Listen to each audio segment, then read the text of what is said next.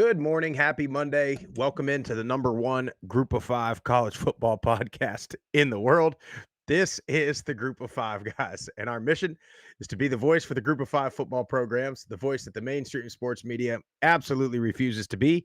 Need your help to do that. Hit the follow button on all the socials at Group of Five guys. Go to YouTube, Apple Podcasts, Spotify, wherever you get your best podcasts. Subscribe to the channel, leave a 5-star rating and a review. Most importantly, share your family and friends all about us. On this episode, whole lot to talk about. Coaching carousel, championship game set, plenty more. Hope you enjoyed the show.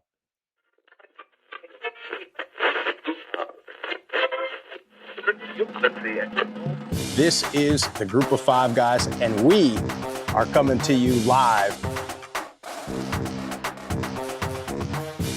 They got Old Dominion week 3, and ODU is by no means a layup. Group of Five guys told me that, so that has to be true. We looked at each other, we was like, Mike, best place to be is a Group of Five. So I'm sitting here with the Group of Five guys, right? Troy has won, it's been a winner, and it's a special place, so it's why you want the job.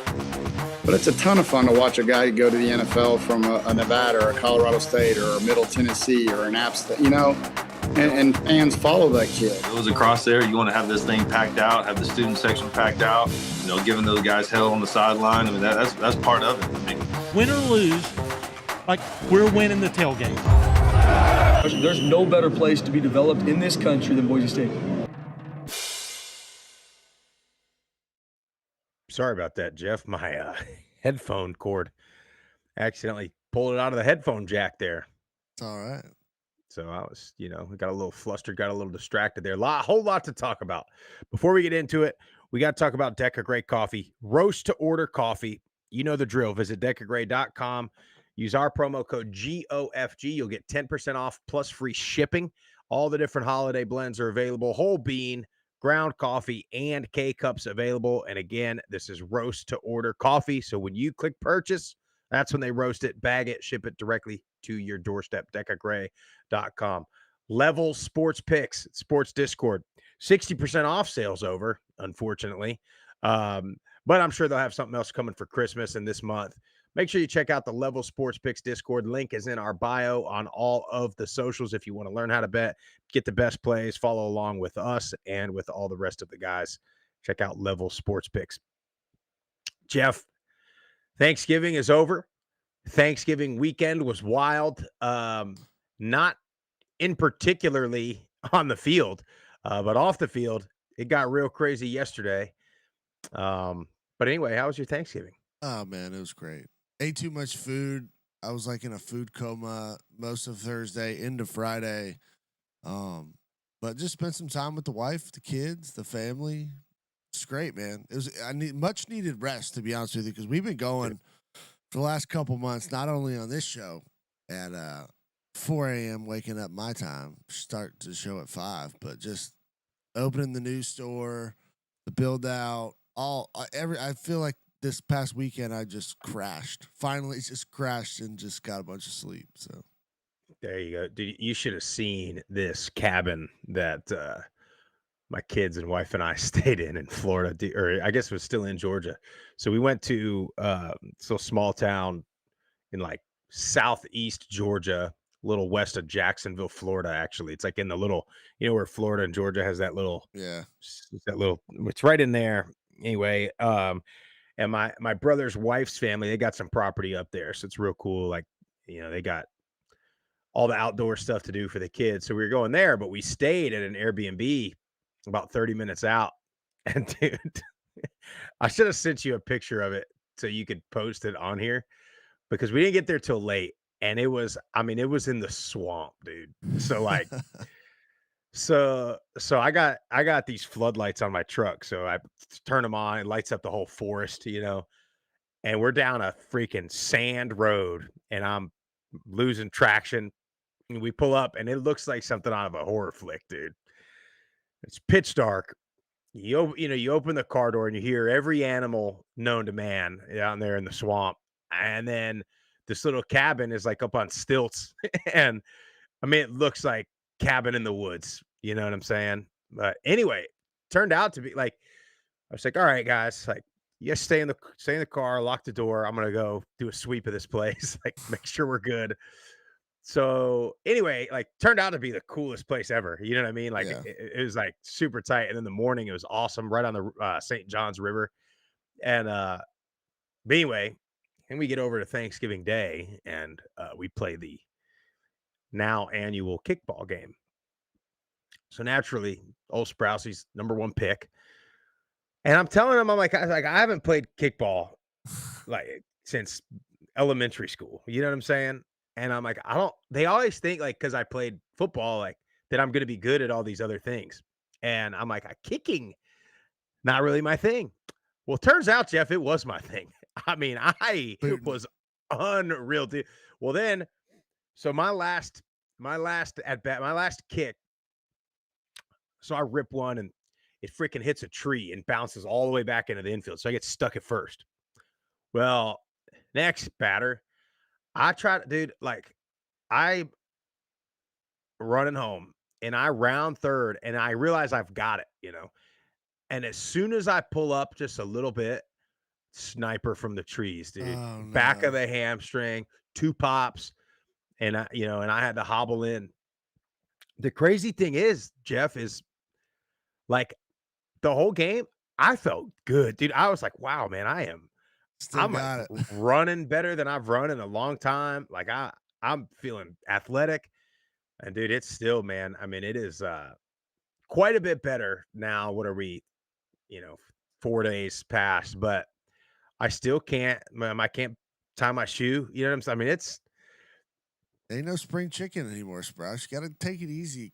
Kickball has injured more grown yes, it adults has. than I think any other rec sport that I can think of.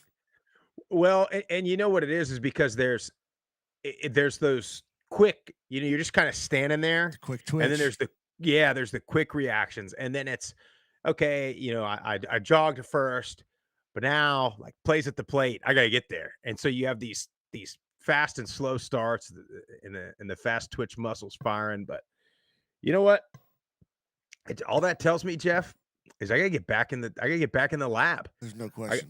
I got to get back on the foam rolling. That's what it is. Is I just went out there. Like, no, you think like it's kickball. It's just this fun little game with the kids, and you don't think you're going to be as competitive as you're going to be. But then competitive juices start flowing, and you don't want to let anybody in the family think that you're not that guy, pal. I am You that know, guy. so you have to prove it. And but anyway, came away with the win. But had a great trip. Got back Saturday, and you know, all the news yesterday broke as soon as I sat down. As soon as the pastor said, "All right, we can have a seat," my phone is blowing up, and I'm like, "Oh!" And I knew, I already knew Yeah. about one of them, and then I was just like, "Oh no!" And I'm kind of peeking over at the thing. I'm like, "Oh man, like I really should be tweeting about this, but I'm in church." So anyway, breaking news, I'm sure you've seen it already. So, John Summerall to Florida, Ryan Silverfield to Arkansas, Alex Golish to Auburn, Tim Beck out at Coastal. Plenty more to come. Obviously, before Thanksgiving, we had Jim Mora to Colorado State. UAB still open. So it's interesting, man. And it's there's so many layers to it, right? Like part of me wants to be negative towards these SEC schools, right? And I want to be like, okay, you hired three coaches from the three programs that have the most resources in the Mhm. group of five, like pretty easy, like pretty safe, relatively lazy. I mean, I don't think they were. But then I see the way some of these fans react, especially the Florida fans to Summerall. And he took over a Ferrari and Tulane. It's like, okay, but what did he take over at Troy? A perennial, a three straight 5-win Troy team and takes them back-to-back Sun Belt championships. And then say what you want about how Willie Fritz had Tulane going, but goes to back-to-back championship games again. And for what it's worth, and I don't know what'll happen with Tulane on Friday, but Fritz didn't make the playoffs. You know what I'm saying? Yeah. So, and I know it was structured differently. And then, you know, goalish to Auburn.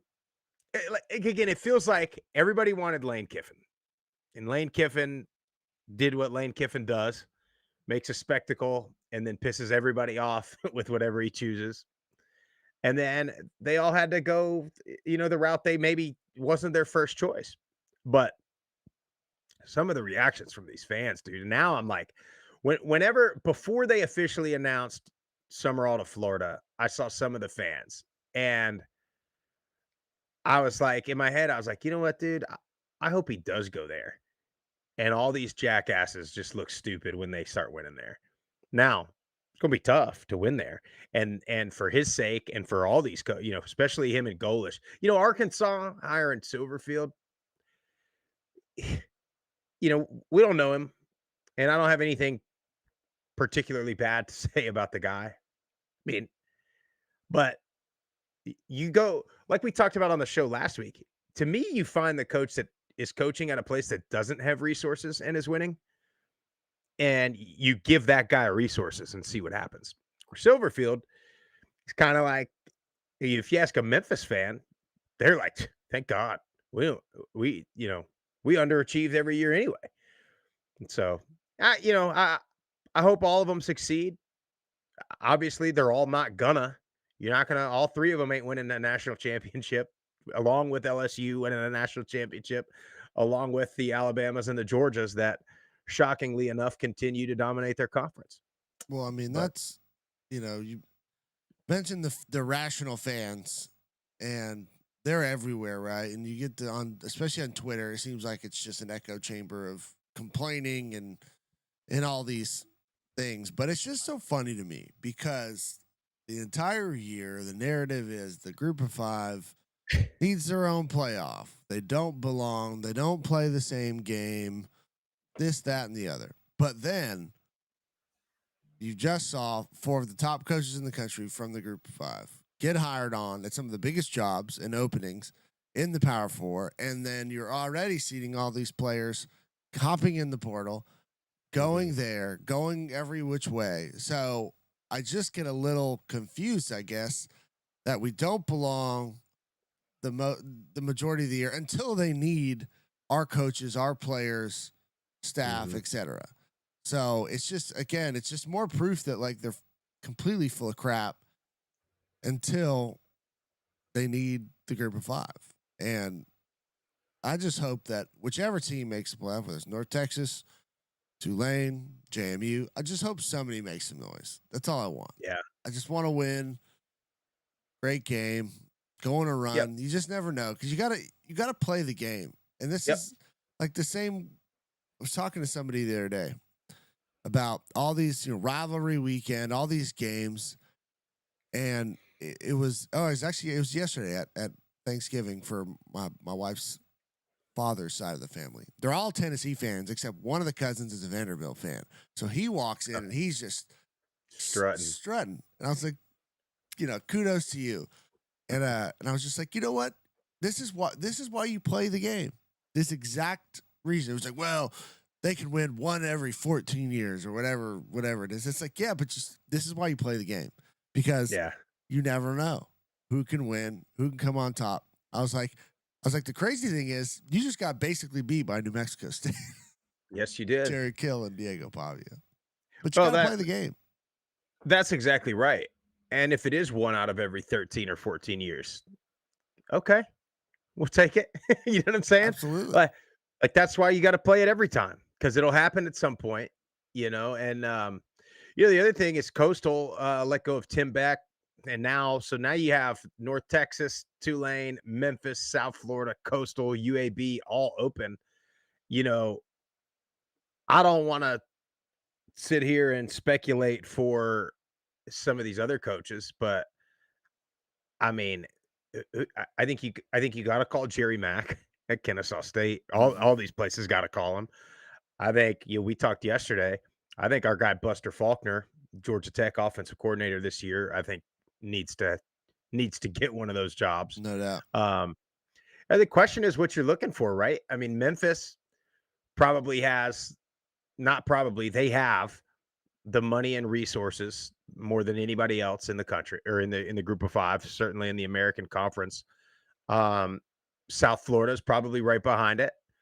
Tulane's probably right behind them. And then you look at Coastal, doesn't have quite the resources and things as the other three, but it's a pretty cool location, right? You're in the Sun Belt, it's a little more traditional conference. So what do you want? Do you want to go to Memphis and have the resources to get after it right away? Do you want to go to South Florida and take over a program that historically has, or recently has been kind of bad, but as of very, very recent, been really good? Obviously, a new commitment to football and athletics. You want to go a place like that? You want to go to Tulane, New Orleans? Uh, Also, kind of a commitment to athletics there now. Or do you want to go to Coastal? You probably have a little less pressure than the other three to win right away, but still pressure. I mean, Tim Beck only got a couple years, so it's interesting, man. I think you still don't know what you're going to see out of Chesney at James Madison. Still have to wait and see what happens at Penn State. UCLA, right? Open. Cal, open. Yeah. So, I mean, By the way, are we all not going to be the biggest Duke Blue Devil fans? oh, buddy. I mean, the chaos scenarios, it's here. Oh, it's wide open, buddy. We What have about it. this? Jeff, what about this scenario? What about if Duke beats Virginia, sends James Madison to the playoff? What if you have 11 seed Tulane or North Texas play against 6 seed coachless Ole Miss? So you have 2 coachless teams playing in round 1 of the playoff. And then you have 12 seed James Madison against Big Ten runner-up Indiana. And you get James Madison versus Signetti. You get Tulane, North Texas versus Ole Miss. I mean, the stories are there for you, ESPN. I know you love a good story. Mhm. You want to talk about stuff, there they are. Right there for the taking for you. So now we need to watch this ACC championship game very intently because you want to talk about the chance to have officials take over a game and influence that game to not have Duke win, to not run into that scenario. You bet your ass it's coming.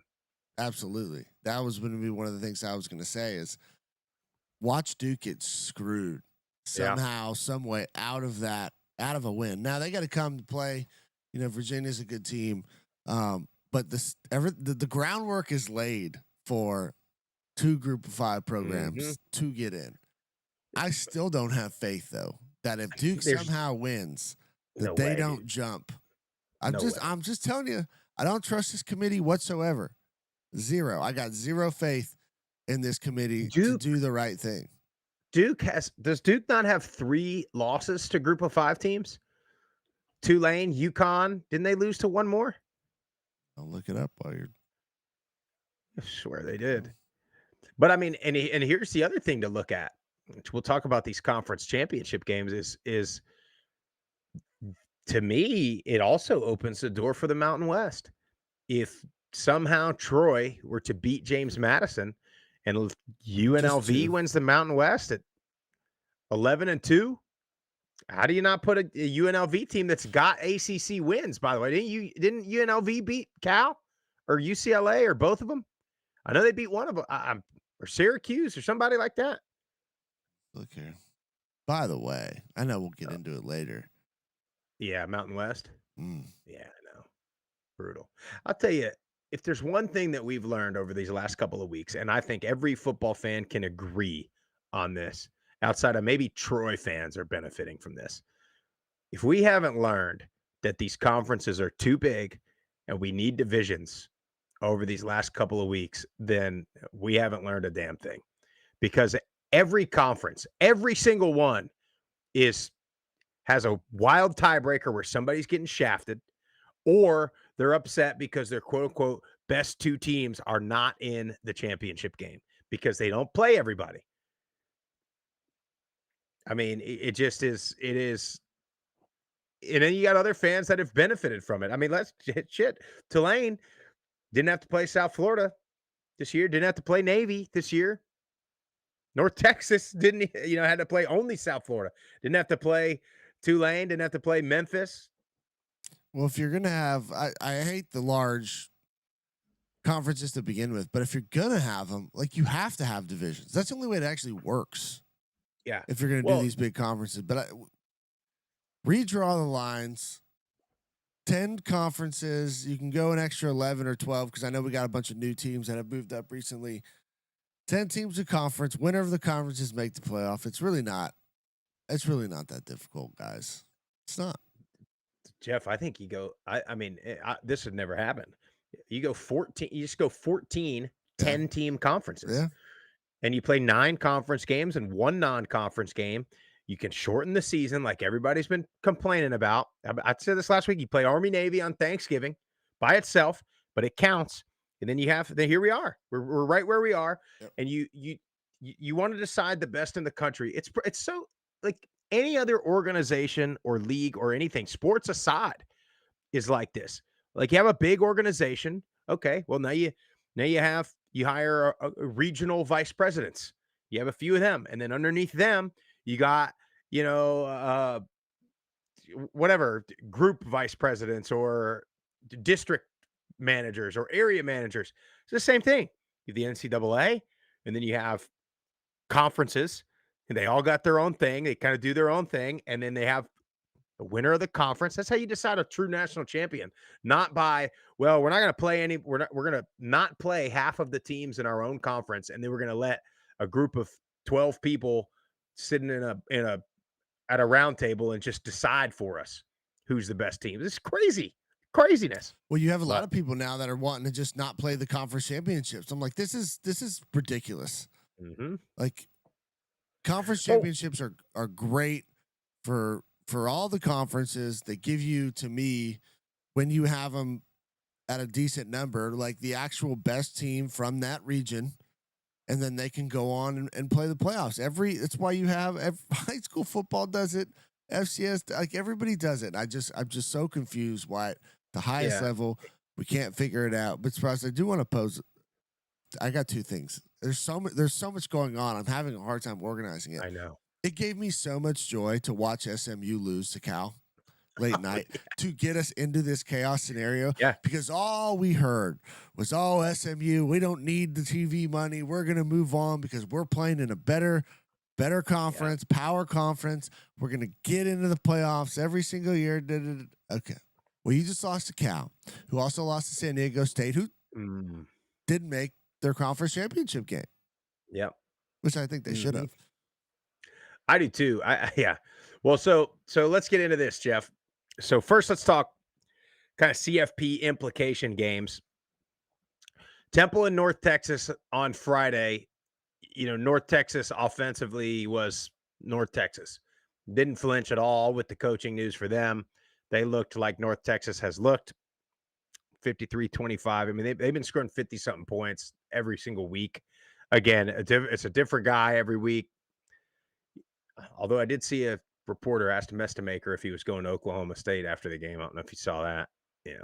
No, I didn't. Yeah, probably is. Okay. James Madison just bludgeoned Coastal 59-10. You want to talk about style points. James Madison got it done. I mean, Coastal could not do anything. And again, we're going to have all these group of 5 championships on Friday, and then everybody's going to be watching Duke 8 p.m. Eastern on Saturday to see if they can handle it. Tulane, Jeff, Tulane looked like, and I know everybody's going to say, well, they were distracted with the coach, but to be quite honest, that's how Tulane's looked all year. Mm-hmm. And so, which is why we've been up here, and many people have been up here saying that James Madison is the better team. Or I'm going to tell you here on a Monday morning, I think my first initial thought is North Texas is going to take Tulane to the woodshed. That's my first thought, but maybe not. I'll have time to settle in a little bit. But it's just dropped passes, careless fumbles, mistakes, sloppiness. That's who they've been. Yeah, red zone issues, and we'll deep dive into that into that matchup as we get later in the week. But I mean, I'm not gonna lie if I didn't have a similar thought, just because you think, how good really is that defense? How good can they be? You're not gonna completely stop North Texas, right? Mm-hmm. And then so if you're not gonna completely stop them, like you got to be able to match their offensive production at least somewhat. And outside of like 2 games this year, it's been tough sledding for the Tulane offense. So we'll see. But it's championship game. You can throw pretty much all that junk out the window. So who's going to show up? Ullman will be rocking. I hope it's because 100% chance of rain. That helps Tulane. It does help Tulane. By the way, we'll be there, so we'll get the cat out of the bag there. We were going back and forth, and I mean literally until last night. Of do we go to James Madison or do we go to New Orleans again? And a couple factors. I mean, we'll just be transparent with you. Factor number one is we reached out to a couple folks from James Madison to see what, if we could get a show, if we could get the facilities tour and all of those things. And we didn't get a response. So still nobody's fault. I'm not saying that they may have not gotten it. So I'm not saying it, but we weren't going to go and just go to the game. If we go, it's probably coming across a little arrogant here, but like, if we go to the game, like we want to do the whole highlight of the program of the whole game day weekend. So we didn't want to, I don't want to say waste a trip going to Harrisonburg unless we knew we could do that for James Madison, if that makes sense. So that was a big part of it. Also, it's way the hell away. I mean, it's like a 9-hour drive for me. I think 7 hours for Jeff. So, Tulane for me is like a 4.5-hour ride. It's part of that. And then the third factor is, James Madison kind of has this outside chance now with the Duke and ACC situation, but the North Texas Tulane game is a playoff game. A winner, that's it. I mean, barring the committee, completely flip-flopping, having a new revelation, Yeah. you know what I'm saying, in the middle of their meeting these coming weeks. But so that's where we're at. So we'll be back in New Orleans. We'll be doing a show. I'm not entirely sure when and where, but we'll do a show from down there. And that's when we'll do our previews of all the Group of 5 championship games. But they are set. So real quick, because I know we got a lot of voicemails. This show and Wednesday will probably be mostly voicemails. But so the conference championships in the American. So obviously it's North Texas at Tulane. I'll tell you, I had Navy and UTSA playing in the championship preseason. Jeff, you had Tulane and UTSA. We both, though, had North Texas as a dark horse. And Navy, if I'm Navy, yeah, you lose to North Texas, but you didn't get a chance to play Tulane.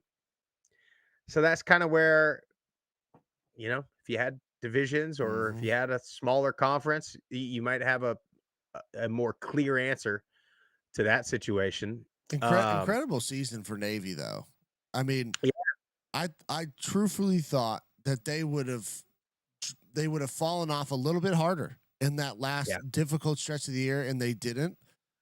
Held their ground, and I mean, outside of just the way things kind of fell, like should have been in the American championship game. So shout out to the midshipmen for a phenomenal season. Well, and they've got to go complete the commander in chief exactly right next weekend, because that's tended to happen in these games where one team, last year it was Army, right? Conference champs, 10-win season, finishing and then they get to that Navy game and everything's out the window there. Great season, and they finished it with the regular season with a win over Memphis, who, again, for Memphis, it's like you got everything right there. You've got to make a hire, I think, that's going to bring some energy back, because I think it's been the expectation of the Memphis fan is, we'll be the best team in the conference, but then we'll lose one we shouldn't lose. Well, not only that, it's their fan base is rabid about the American Conference sucks and we need to get out of it, but yet they struggle to win it. So I don't know. Yeah, well, stadium renovations are there at the Liberty Bowl coming. A lot happening at Memphis. I mean, that's all those open jobs are I mean, and this is where you feel for UAB because it's like, well, now who's UAB going to get? Mhm. Because all those other jobs are probably better than UAB. So Maybe old rifle Rick Stockstill might eh, be. get him back in the I game, dude. mean, I'd love to see Rick at Coastal. I He's would got all too. the South Carolina ties, you know. I'd love 100% to he see that, does. but you know, we'll see. Conference USA. So that'll be Jacksonville State, Kennesaw State rematch in Jacksonville.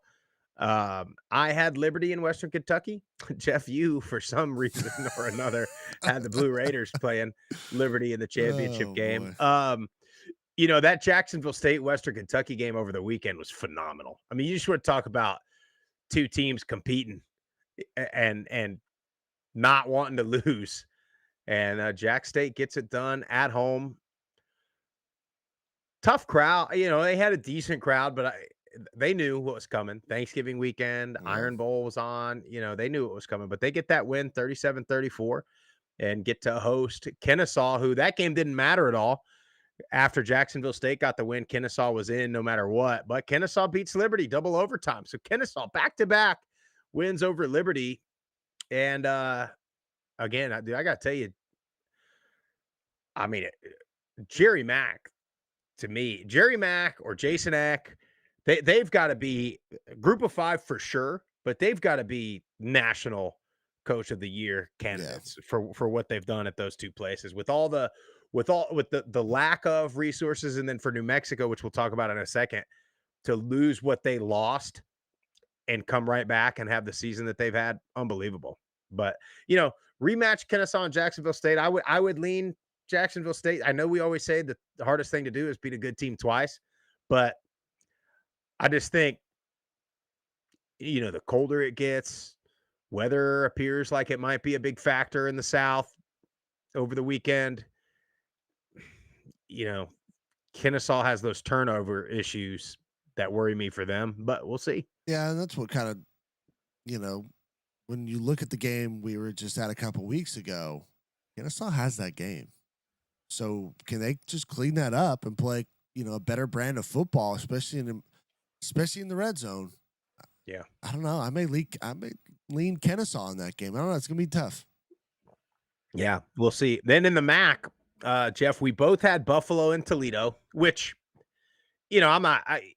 These other ones like Conference USA, dead wrong about Liberty. You know, Toledo and Buffalo, how the MAC ended up the way it ended is wild to me. Like, was it Miami was what, tied with Ohio and Toledo, lost to both of them, but then got in the playoff or got in the championship game. So you get Western Michigan and Miami. We both had Buffalo and Toledo. We both had Miami as a contender. And Jeff, you had Western Michigan as a dark horse. So well done. Well done there. But, we knew Miami handled Ball State kind of like we thought they would. So that was one of the things that had to happen for some of the wild scenarios in the MAC was an upset there. And then Toledo beat Central Michigan, took them out of it. And then Miami gets in because of their win against Ball State and Ohio's win over Buffalo, which was another good game, by the way. Ohio and Buffalo, kind of a back and forth deal.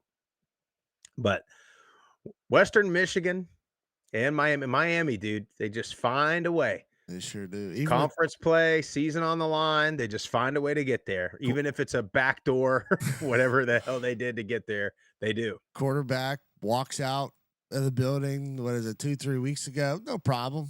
No problem. Next, Gotskowski comes in, and that guy's got some savvy, Jeff. He does. He's got a little moxie. Yes, he does. As they say. So shout out to Miami. And just, I think Western Michigan, we'll get it again. We'll get into the deep dive on the matchup and all those things, but just feels like it's their year. I don't know. They've been sniffing around it the last couple of years, better seasons, and they look good this year. Yeah. Yeah, they've been playing the best all year. That's how I feel about a lot of these. Like, that's how I feel for Conference USA. Jacksonville State's been the best team all year. So to me, like, I'm not like, I like a good upset, especially when it benefits the group of 5. But when it comes to these games, like the team that's been the best all year long, I feel like I want to see win the championship. And maybe that's an argument for not having a conference championship game. It's like, look, they played the best all year. They've beaten everybody they've needed to beat. They should be the champs. Anyway, now you go to the Mountain West, and to be quite honest with you, I thought UNLV. I'll give you UNLV because they're a 2-loss team. They're a 10-2 club. San Diego State has played the best all year. I mean, they've been the best in the Mountain West all year, so they get left out. And then New Mexico, who beats San Diego State on the final week, they get left out. So you get Boise and UNLV again. Boise, how they snuck in there. I mean, they've been the most frustrating team in the country to watch. They've got more losses than the other three. So I don't know. So you get Boise and UNLV. Where's it at? I didn't even look at that. Is it at UNLV? Or is it at Boise? It's at Boise. How? I mean, how does that happen? And they're going to win it. This is what we like. They've been knocked to the canvas 3 or 4 times this year. You're like, all right, they're out now. San Diego State goes and beats them. You're like, okay, they're out now. And then they just, I think it's rigged. It's not a knock on Boise. I mean, like, I don't know. I feel terrible for New Mexico and San Diego State. San Diego State. I do too. I mean, again, I'm fine with UNLV based off of their year, but one of the others should have gotten in. I think New Mexico, with the way they finished out, just an incredible job by Eck and that entire team. I felt like they deserved it, man. I really do. Well, the frustrating thing about this scenario is San Diego State and New Mexico overachieved based on expectations. UNLV probably lived up to their expectations, probably about where they thought. Boise State severely underachieved based on their goals and expectations. And it's what's frustrating is the two teams that had their best seasons in forever and played better than they've played don't get in, and the team that really had a goal of making the playoff again loses 4 games, and they're going to find their way in the championship game and hosting it to boot. So, but anyway, we both had Boise in the championship game, so got it right. We both had them against San Jose State, which we were dead wrong about. I did have San Diego State as a dark horse, so I'll take a little credit there on that one. We both had UNLV as a contender, but you look at this, San Diego State, New Mexico. I mean, that overtime was a disaster. Disaster. They both tried to give it away. Yeah. San Diego State throws a pick, and then New Mexico's pretty much trying to center the ball and kick a field goal, and they fumble that. So, how about the crowd though? 3 straight false starts, Jeff. I mean, if anybody doesn't think, we've been saying this for years, that a good home crowd doesn't factor in to these kind of games a couple of points, normally. They go, and this is 30,000. This is not 80,000. It's not 100,000. It's 30,000 people. And they go and make so much noise at the end of that game that San Diego State full starts 3 plays in a row. I mean, you want to talk about takes them out of the red zone, takes them out of field goal range, momentum totally gone from whatever San Diego State had at that point. I mean, that crowd won the game 100%. for them. No questions asked. That crowd won the game. And then, Boise somehow squeaks one out against Utah State. Like, once again, looked bad, kind of doing it. And they squeak it out against Utah State 25-24. So, I don't know, Jeff. UNLV, they smoked Nevada. I mean, you knew that was coming. By the way, did you see some of that pregame hostility? No. Nevada and UNLV. Well, Nevada's coach was kind of saying, I mean, he wasn't wrong, but he was just saying how this is like, 2 polar opposite programs. Like UNLV, they are all this fancy. We're this blue collar, Nevada this, and then he said, he basically said Dan Mullen didn't have to cut his teeth in the coaching, where like kind of silver platter. Yeah, dude, he said all that, and then UNLV smacked him. So, maybe that factored into it. I don't know. Yeah, I mean, if you're gonna talk it, we're back. Yeah. I mean, I like him. I like I do Nevada too. as a blue collar. I think his guys played hard for him, but Sun Belt Conference will be Troy at James Madison. We both had James Madison. We both had Louisiana coming out of the West. I did have Troy as a dark horse in this conference. But what about the fall off of Southern Miss, huh? I mean, just complete. Yeah, I don't know how else to describe it except just fumbled the bag. You had everything right in your lap. Yeah. All you had to do is show up and perform. For 4 weeks. I know. You had a chance to put it away, and you didn't. So, shout out to Troy, man. Shout out to Coach Parker. Again, last year they come in and he has to take over for Summerall, and they lose a bunch of guys, and he has to flip the roster, and they start slow, and then at the end of the year, you saw them start improving just a little bit, getting close. You lose, but what do they say? You lose big, then you lose close, then you win close, and finally you learn how to win big. Well, they're finally learning how to win games, not quite big, but they're handling business, man. I mean, they're not winning ugly per se. I mean, they're going out and they're beating teams. Yeah. I mean, 8-4 on the year, conference championship berth. And just like I said 20 minutes ago, it's why you got to play the game. Yeah, on paper, James Madison looks like they're the team that's going to win it. But damn it, the Troy Trojans strap it up. They've always played hard. They play hard. They play physical. I mean, Goose Crowder, the 3 touchdowns against Southern Miss. Tay Meadows got the end zone. So they show up, play hard. It's going to be a hostile environment. It's going to be cold there. By the way, I didn't mention that at the top of the show. That's another big factor. Probably going to be raining in New Orleans. It is going to be like 20-something degrees up in Harrisonburg. So, rain can go away. Rain might clear out. Hopefully it does, man. That game deserves to be played in good weather. North Texas Tulane deserves to be played in the clear skies, but we'll see. And then for Tulane, for both teams, you deserve to play in front of a big crowd and a good crowd.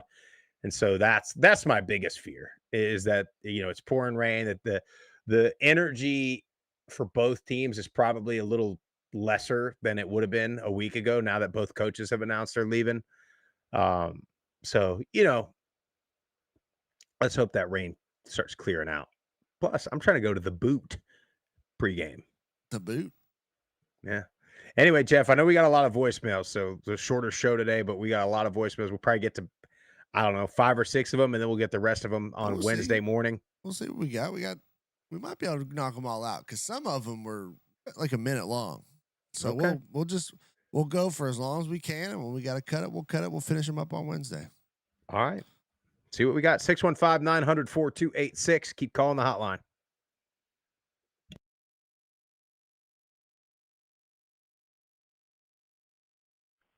Group of 5 guys, Chuck T. The annual season tradition of JNU absolutely taking Coastal to the woodshed has been completed 4 years in a row now. Death, taxes, and Coastal not having a chance to get JMU. Pretty standard. Way to finish it out, Dukes. Not that I thought this was a trap game or anything, but, you never know. Bigger picture stuff, rumors flying around. You never know how boys are going to stay focused the last game of the season, but, and it was a little closer there in especially in the second quarter, but the team of destiny pulled away in the second half, and there you go. Over 500 yards total offense. Wayne Knight now has 1,000 yards rushing for the season. Duke's perfect in the Sun Belt. First time since, I think, 2021, I believe. Going to the championship, just crazy. Who knows what's going to happen with the coach, but this is a special season, and just so damn proud of them. But we will see what happens regarding the men of Troy, see what they can do coming up to Bridgeforth. It's going to be cold. It's going to be dark. It's going to be perfect. Cannot wait to hopefully hoist that Sun Belt championship for the first time. But anyway, just an incredible season. And see what happens after that. But anyway, just wanted to call and say thank you guys for just doing so well this season, just preaching the good word and being a good voice for the G5. I hope you all had a happy Thanksgiving. But anyway, take care. Go Dukes. Go Group of Five, guys. Appreciate you, Chuck. You know, you got to give a lot of credit to James Madison, that administration. I mean, they just seem like they got it figured out and do the right things, make a great hire in Chesney after Signetti leaves, and they're just still right at the top. I mean, shout out to them. Well, and they had all the, and we were part of the crew that was, they were petitioning to get bowl eligible and all those things in the transition period, and they went through that, and then now they're eligible, and they just kept on rolling. They just laser focus. That place is a machine. I'll say this, James Madison fans, how far do we know how far Charlotte, North Carolina is from Harrisonburg, Virginia? If I'm a James Madison fan and we handle business on Friday night, I take my ass straight to Charlotte wearing Duke Blue Devil blue, and I'm going to the ACC game. And because Duke ain't going to have, they're close to Charlotte, but Duke, it's not a football school. They're probably not going to bring a ton of people. They know even if they win the damn game, they're not making the playoff. Virginia has a pretty not great fan base. And for the James Madison folks, you probably also hate Virginia. This is an opportunity of a lifetime. I'm taking purple streamers down there if I'm a James Madison That would fan. be so funny if Duke I don't know why they won't. And I didn't get that campaign coming out of the stands. That would be hilarious. Well, anyway, what else we got? What's up, boys? Calling and just giving my opinion on the Eric Morris hire to Oklahoma State. Like you said, I think it's great for OK State. And, I think that Eric Morris is going to do great there. Sucks for North Texas fans. My wife went to North Texas for about a year. Then she transferred, but we've been cheering on North Texas together. Always a Cajun fan, but wife wanted to support those guys, so whatever. So it's been great to watch him this year. I'm bummed that Eric Morris is leaving, and hopefully it doesn't distract him from beating Temple and hopefully beating the Green Wave. Never will cheer for those guys ever, unless it helps the Cajuns out or the Sun Belt. That's the only time. But I think it's frustrating, man. But also, John Summerall's probably got one foot out the door as well. Yeah, all these teams with one foot out the door. It's just really frustrating to watch. But it makes me think, man, shout out to Billy Napier, our old head coach. We knew he was going to Florida. They announced he was going to Florida, heading into the last regular season game of the season, and he announced it officially right before the championship game, and, still won that game for us. So I still think that even with one foot out the door, these coaches can still coach their best and still win it for their teams. I think it's been proven. I just think you have to adjust the calendar for the football season. Started a little bit earlier. Everybody starts at week 0 from now on. So then this coaching carousel and signing day moves around. A lot of it's already taken care of. That's how I feel.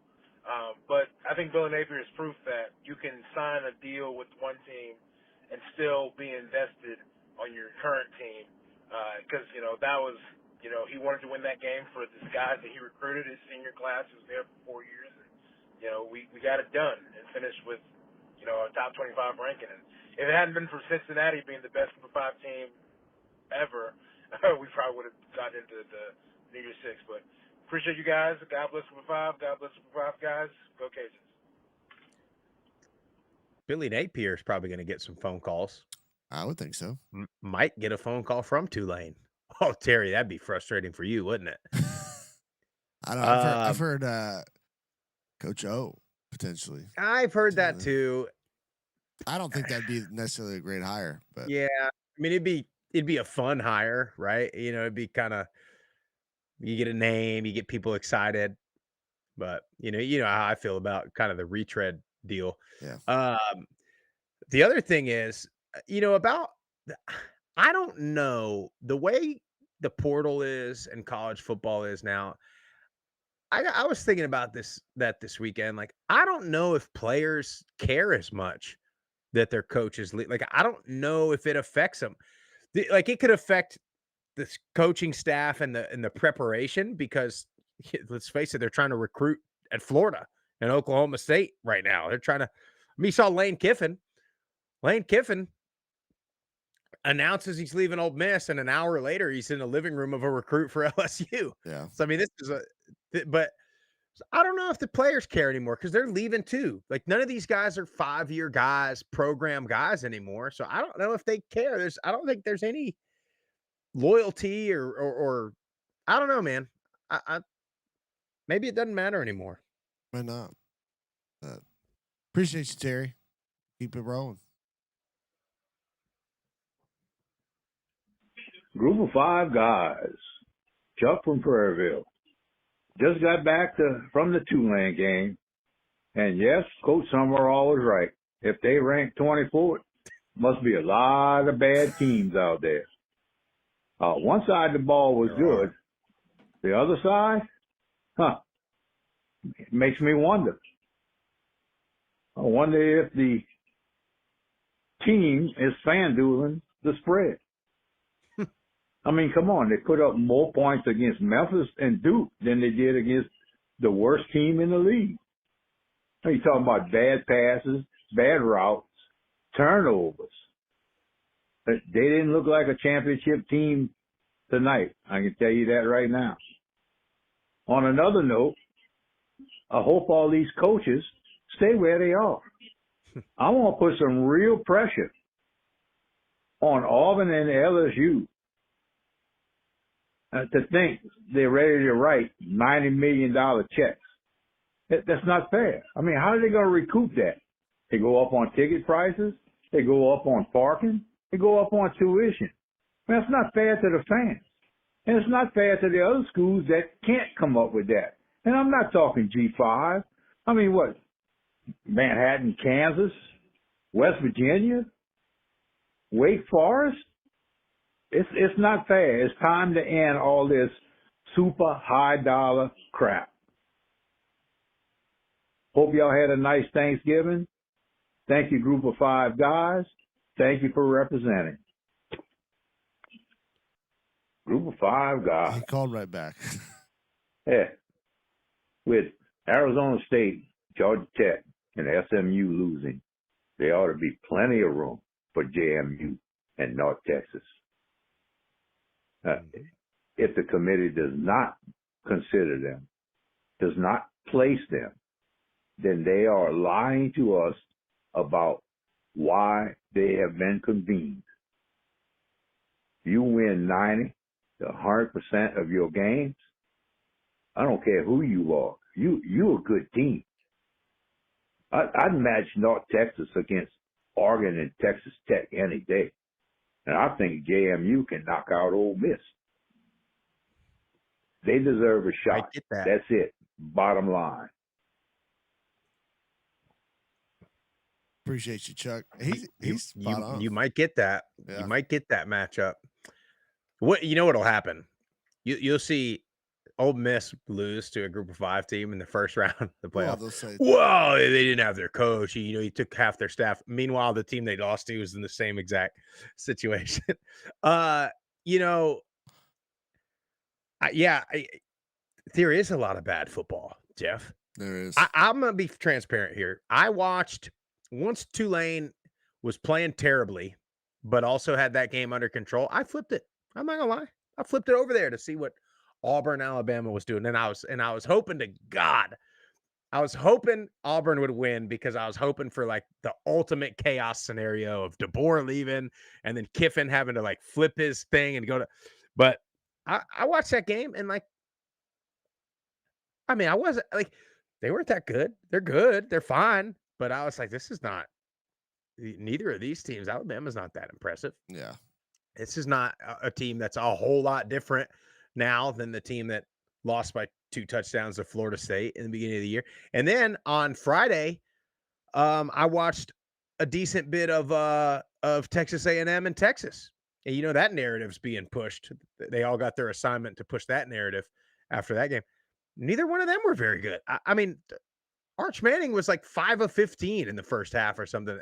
I'm like, these guys are like nobody's unbeatable. Is my point here.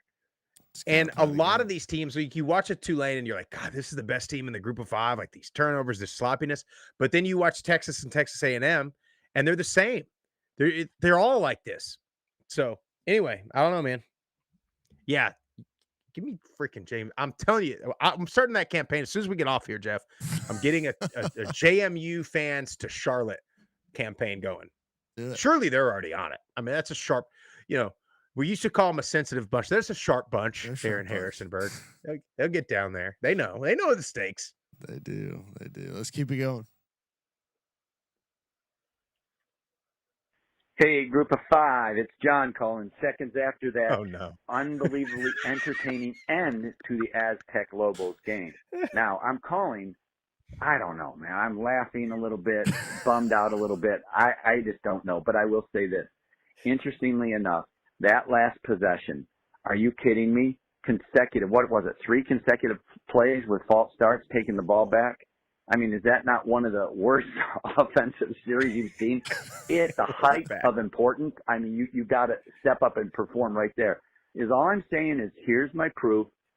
You know, New Mexico didn't play that great. Actually, the announcer said during the game, whoever's going to win this is the team that makes the least amount of mistakes because they're both making a lot of them.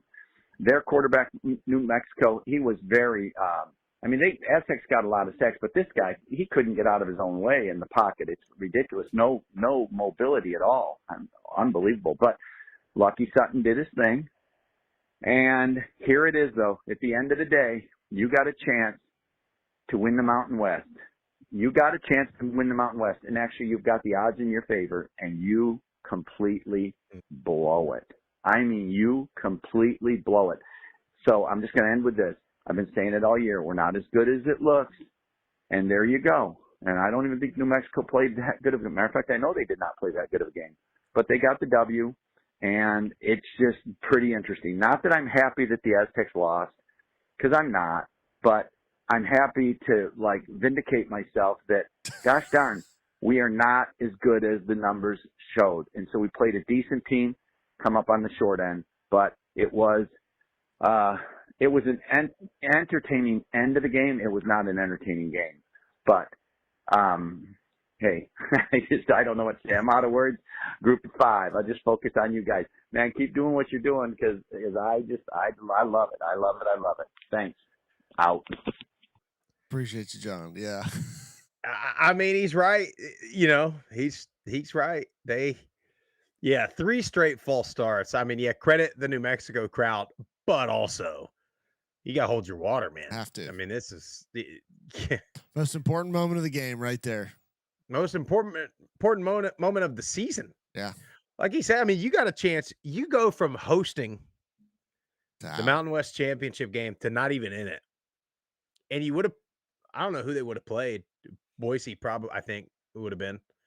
Yeah, because Boise would have had the head-to-head over UNLV. But you would have had a chance to host Boise and finally knock Boise off. You know what I mean? Yeah. Finally knock them out at home. And now you're not even in it. And now Boise gets to host and play a team that they beat pretty handily in the regular season. So, brutal. Yeah. Appreciate all your calls, John, all year. Ain't no doubt. Let's get maybe 1 or 2 more. Hey guys, Sidelines Army here. Oh, what a game. Beating UTSA like that, coming from behind, getting to a bowl. Love to see it. Listen, wanted to run an idea by you. Let's say that Duke is able to upset UVA in the ACC championship. What is the likelihood then that a hypothetical James Madison as the Sun Belt winner and then the eventual American Conference champion both get auto bids to the college football playoff? What are we thinking here? Do we think that the committee will, of course, turn to some dastardly trick where UVA defeat at the hands of Duke will automatically mean that Duke is now considered a strong contender and they will leapfrog all of the G5s? Or will the committee have the strength and the courage of character to actually put 2 G5s in with the auto bids. Personally, if that were to happen, it will be the last time it ever happens because I can assure you they will change the format, but it can never happen again. I also don't think they have, quite frankly, the cojones to do that, even though we all know they should. Go Army, beat Navy. I agree with you. I don't think they do that. Even if Duke wins, I'm telling you, they're gonna jump them. They will jump them. They'll jump them by 1 spot. They'll put them 1 spot in front. No. I there's no way. Listen, I don't like the committee. They will not do that. That's why they're already preparing for it. And here's now what like I said earlier, I think you could see some officiating that is off the wall. I think we need to get the FBI on site of that game. But here's the other part of it. I could see it. Here's the other part of it. Tulane, they won't be able to jump the American. Tulane beat them already head to head. Although head to head, we know might not matter depending on what time of the season it happened, and head to head might not matter. But JMU also, there's already talk of people that think JMU should be ahead of Tulane. So the media, all the Barstool people have been on this James Madison bandwagon. We've kind of been on this James Madison bandwagon. I think James Madison has enough pull that there would be some serious outrage. And Duke doesn't have it. Like if this was Miami or Florida State or Clemson was 8-5 and won the ACC, they would say, "Oh, but look who they beat. They got ranked wins and this and this." Duke don't have that. There's no way. There's absolutely no way. If they do, burn the whole system down. Yeah, you think January 6th was bad? Oh man. Anyway, I mean, I hope. No way. Jeff, they'll be 12-1. I want this scenario so bad. I hope Duke wins. I'm gonna be the biggest honestly. The reality of it is, I think James Madison's better than Virginia too. But that's neither here nor there. They're already ranked. But again, and I don't know. They may change the format, but what I think you will see, regardless of what happens, is they're going to change the way these tiebreak. The ACC has such a stupid tiebreaker. They got like a 5-way tie, and the worst team of the 5 is getting in because of winning percentage amongst common opponents. So you got teams like SMU, Miami that are all, ranked teams that are not getting in because of this weird formula that they have. I love it. It's benefiting us totally. It's absolutely benefiting us. Now you got to hope. You wonder what happens. This is when you're going to see the revolt, which you'll see it anyway. Like if Alabama loses to Georgia in the SEC championship, because what's Alabama 10 right now? Something like that. I mean, you probably got to drop them at least to 11, right? So they're going to get left out if they lose. Oh, that would be great. And they're going to be left out. And that's going to mean either some combination of Duke, Virginia, James Madison, Tulane, BYU, potentially what Utah's sitting right there, Miami's sitting right there, Texas. So if they lose, they're going to get out. They're going to be left out. And oh boy, Paul Feinbaum's going to have a heart attack.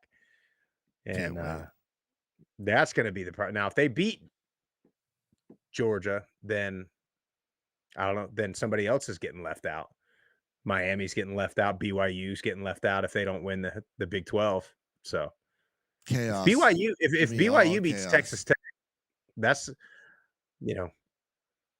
that's interesting too. The more things that go chalk, the better for the committee, because then they can put Alabama in, they can put Texas in, Vanderbilt sitting there, which I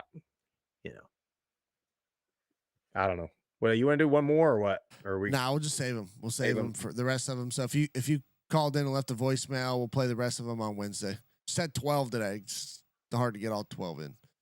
Well, ain't no doubt. We'll keep calling 615-900-4286. Hey, thanks for watching and listening. We'll be back Wednesday morning, and then we'll be back. We'll let you know. We'll probably attempt to do something live down there in New Orleans, either Thursday or Friday.